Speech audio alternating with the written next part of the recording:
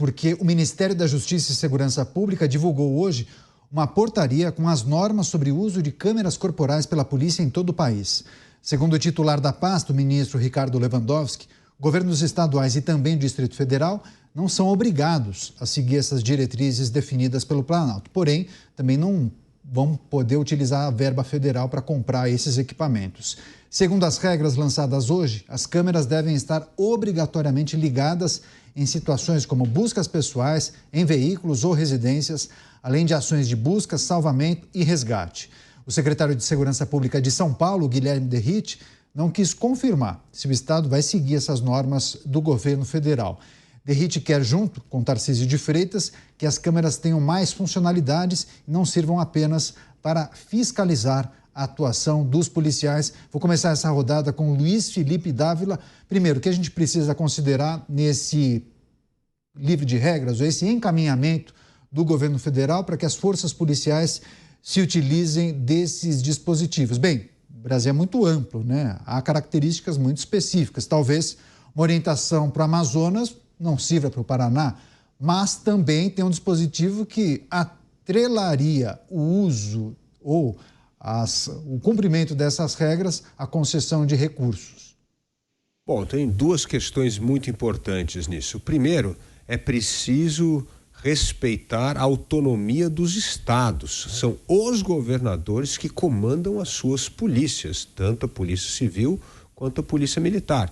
É o governador eleito pelo povo, no caso o povo paulista, é que deu um aval ao governador para seguir esta política de segurança pública.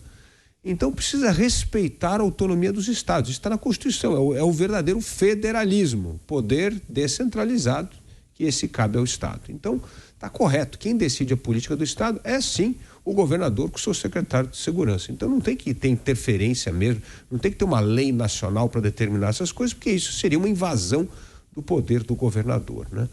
A segunda coisa é que existe uma norma, sim, federal para a utilização da Câmara, que precisa ser seguido pelos estados que não têm dinheiro e quer comprar Câmara com dinheiro federal, do recurso federal. Bom, aí o governo federal disse: aqui é o meu dinheiro, então você precisa seguir essa regra. Não é o caso de São Paulo, que tem recurso próprio. Portanto, podem falar o que quiser, mas quem decide como essa Câmara vai ser utilizada é o governador Tarcísio de Freitas e é o seu secretário Derrite. É isso. Então, o segundo ponto, essa Câmara, todo mundo vê como uma coisa para fiscalizar o policial. Não, essa Câmara é um grande aliado do policial, porque a polícia muitas vezes é acusada de coisas que não cometeu e a Câmara vai estar lá. Isso vai inclusive mostrar as funções da polícia, que não é só prender criminoso. A polícia faz um monte de tarefa no seu dia a dia para ajudar o cidadão, para fazer com que o cidadão se sinta seguro. Então, a Câmara vai revelar isso também, vai trazer um ar para que as pessoas entendam melhor o trabalho do bom policial. E como você bem tocou, Canhata, essa Câmara, não importa como ela vai ser usada em São Paulo, mas para as tarefas primordiais da polícia, ela estará sempre ligada, seja para uma operação, seja para uma abordagem, seja no momento que vai fazer uma apreensão, ela tem que estar ligada, e ela vai estar. Só que essa é uma Câmara mais sofisticada, que vai trazer ainda mais dados e informação, o que é fundamental, porque o crime se combate com polícia bem equipada, polícia bem treinada, mas principalmente com inteligência. Crime você desmantela com o uso da inteligência. E é isso que a Polícia do Estado de São Paulo vem fazendo com muito rigor. É isso, portaria do governo federal com as normas sobre o uso dessas câmeras corporais. Você, Cristiano Beraldo, que é preciso considerar nesse encaminhamento do Ministério da Justiça e Segurança Pública e também os argumentos que são utilizados pelas forças policiais ou secretários de Segurança Pública no âmbito dos estados. É preciso ter autonomia para utilizar da maneira que é mais necessário naquele momento, naquele instante, em uma operação especial, né? Pois é, o Dávila trouxe um ponto central. A gente precisa fortalecer os estados. Isso tem que ser um assunto dos estados, não é um assunto da federação que se mete em absolutamente tudo querendo fazer entes diferentes, porque as necessidades do Amazonas são diferentes das necessidades do Paraná, que são diferentes da necessidade de Pernambuco, são diferentes das necessidades de São Paulo, e assim vai. O Brasil, ele deveria funcionar com mais autonomia para os estados que conhecem as suas próprias realidades, mais autonomia no orçamento e mais autonomia para coisas elementares da sua política de segurança pública. O problema da câmera, e aí, eu preciso lembrar que quando as imagens são utilizadas para proteção e valorização do trabalho da polícia, isso é claramente aceito.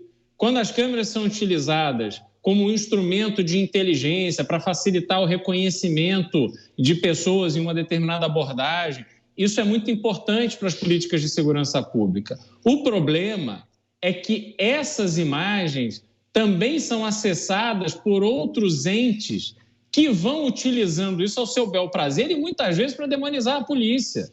Olha, eu vou citar um caso que me chamou muita atenção, isso já tem alguns meses, uma abordagem de uma polícia, eu posso estar enganado, mas eu acho que foi no estado de Goiás, em que um pai sequestrou o próprio filho depois de uma separação e mantinha o filho com uma faca no pescoço dentro de uma casa.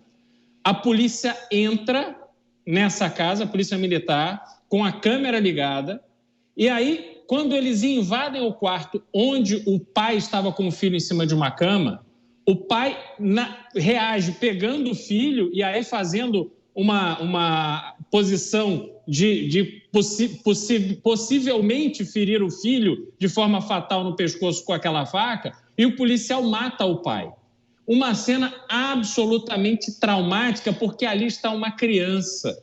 Ali está alguém que, por mais que o pai tivesse todos os problemas do mundo, era o pai daquela criança. E agora este vídeo da morte do pai foi amplamente divulgado pela internet. Aí eu te pergunto, essa divulgação aconteceu por parte do policial? Não, não foi. Alguém teve acesso a essas imagens e alguém quis divulgar essas imagens sem respeitar o trabalho da polícia, sem respeitar, sobretudo, aquela criança alvo da agressão sofrida. Então, isso é que me preocupa muito. As imagens, elas têm que ser produzidas para uso da própria polícia nos estados, conforme a política de segurança exigir.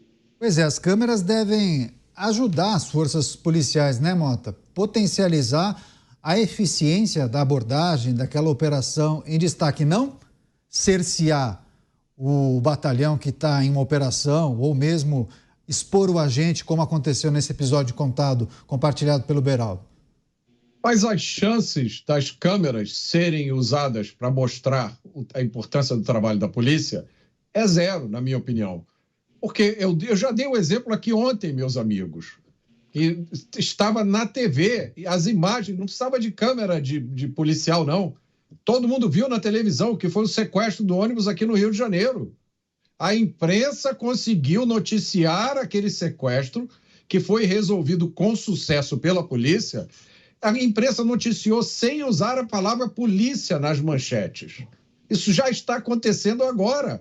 Qual é a chance dessas imagens serem usadas a favor da polícia? Nenhuma. Todas as imagens dos casos bem-sucedidos vão continuar lá no HD onde elas estavam. Agora, as imagens de qualquer caso que possa, mesmo que remotamente, representar alguma coisa errada, vai acontecer isso que o Cristiano Beraldo disse. Daqui a 5 minutos está no WhatsApp de todo mundo e ninguém vai saber de onde essas imagens vieram. Eu já comentei aqui que eu vejo com preocupação 2 movimentos que estão acontecendo no Brasil. Primeiro, uma centralização de poder cada vez maior no governo federal. E faz parte desse processo o tal SUS da segurança pública. Quando vocês ouvirem essa expressão, tremam. Tá? SUS da segurança pública. O segundo movimento é a criação de uma insegurança jurídica insuportável. Esse segundo movimento afeta a polícia porque daqui a pouco o policial não vai mais saber o que ele pode ou não pode fazer, porque essas decisões mudam a todo dia. Então, a melhor coisa para o policial vai ser não fazer nada. É lógico, as câmeras podem ser usadas como instrumento de segurança pública. É o que o governador Tarcísio e o secretário Derrite estão querendo fazer. Mas essa não é a intenção original de quem propôs o seu uso. Não vamos ser inocentes. Prestem atenção no que dizem os especialistas, entre aspas, das ONGs de segurança pública. Eles não acharam que essas regras do governo federal são duras o suficiente. Estão reclamando. Essas regras tinham que ser impostas, tinham que ser obrigatórias. É a mesma turma. É exatamente a mesma turma que defende saidinha, audiência de custódia, progressão de regime, desencarceramento, desarmamento do cidadão de bem e descriminalização das drogas. E agora estão fazendo, usando essa história das câmeras, estão fazendo uma guerra ao governo de São Paulo. Agora, pode ser apenas coincidência que é a mesma turma, né? Pode ser? Pode, mas é difícil. Pois é, daqui a pouco eu vou trazer, inclusive, uma atualização diretamente do Congresso Nacional em relação à apreciação de deputados e senadores para os vetos presidenciais. Antes, eu só vou passar rapidamente para o Dávila. O Malta trouxe reflexões importantes sobre aspectos desse debate e falou sobre uma defesa que é feita por muitos especialistas em segurança pública para a necessidade de criar uma espécie de SUS da segurança pública. E o Dávila falou justamente ontem para a necessidade da criação do Plano Nacional de Segurança Pública. Queria que você discorresse rapidamente, Dávila, em relação a esses debates que acontecem sobre a necessidade de dar autonomia aos estados, mas ao mesmo tempo há quem entenda que é preciso uma participação maior da União nesse debate. Bom, primeiramente, São Paulo era acusado primeiro de não usar a Câmara. Aí quando resolve usar a Câmara, estão acusando o governo do estado de São Paulo por usar a Câmara de uma maneira indevida, que não é de acordo com o cardápio que essas outras instituições que o Mota bem mencionou desejariam.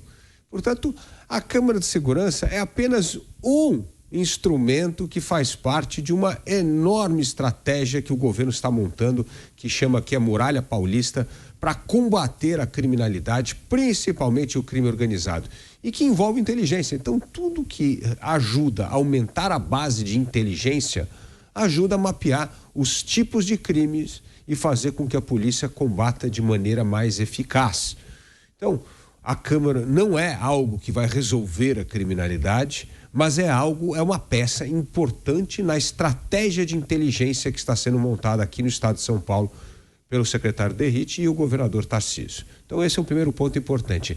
É o estado que hoje mais investe na questão da inteligência da polícia. E isso é fundamental. Aliás, o governo federal deveria aprender com o governo do estado de São Paulo, porque é assim que nós podemos criar um plano nacional de segurança pública.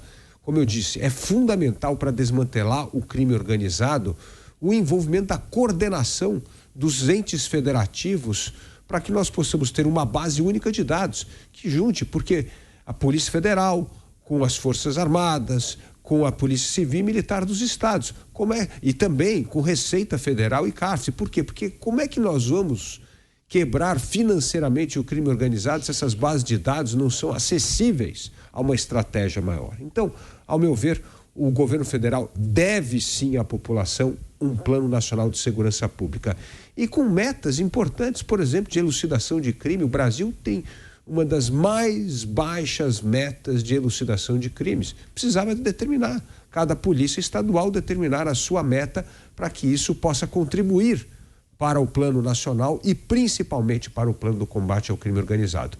É impossível combater o crime organizado apenas focando a atenção no Estado, principalmente porque o tráfico de armas, como a gente já havia mencionado daqui a pouco, e o tráfico de cocaína é uma operação que passa por vários estados. Daí a necessidade de uma coordenação.